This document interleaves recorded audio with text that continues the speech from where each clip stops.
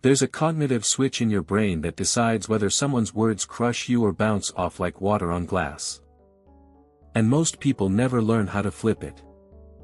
Right now, someone could insult you, betray you, or disrespect you in the worst way possible, and depending on this one mental mechanism, you'll either spiral for days or genuinely feel nothing.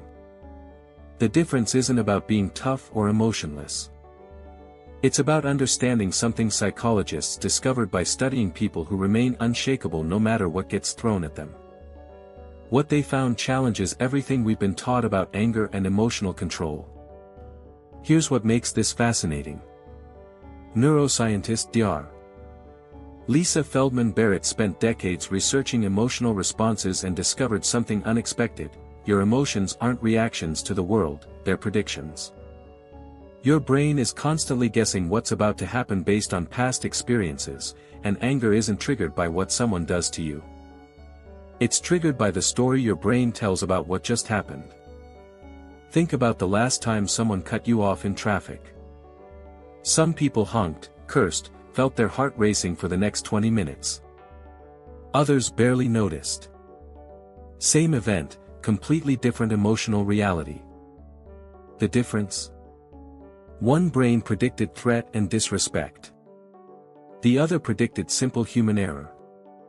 But here's where it gets interesting. The people who never seem bothered have rewired something deeper. They've changed what psychologists call their attribution style, the automatic way you explain other people's behavior. And once you understand how this works, you gain access to something remarkable.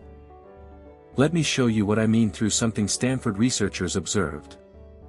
They studied Buddhist monks who'd spent years in meditation practice, people who claimed they rarely experienced anger.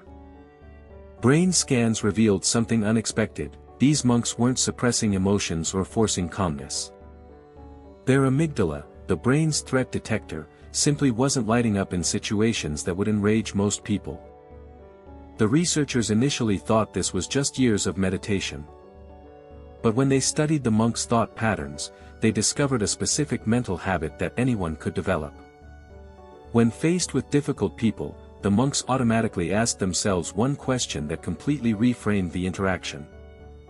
Not, "Why are they doing this to me?" but, "What pain are they experiencing that's causing this behavior?"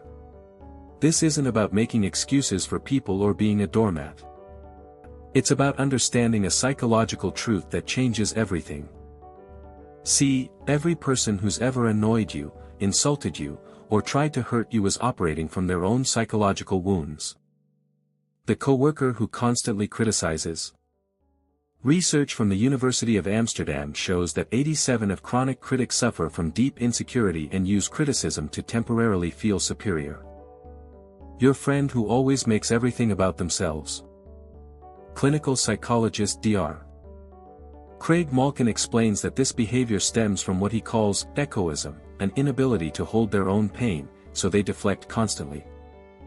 When you truly absorb this, something shifts. You stop taking things personally because you realize it was never about you. That person's anger, rudeness, or disrespect is simply their pain looking for an exit. You just happen to be nearby.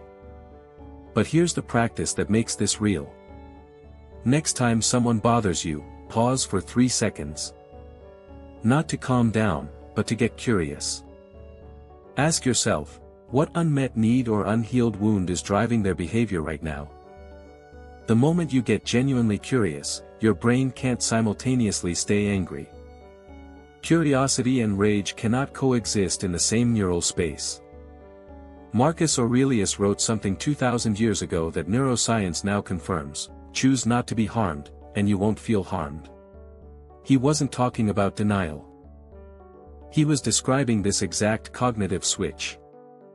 The one that transforms you from someone who reacts to every provocation into someone who simply observes it, understands it, and moves on completely unbothered. That's not emotional numbness. That's freedom.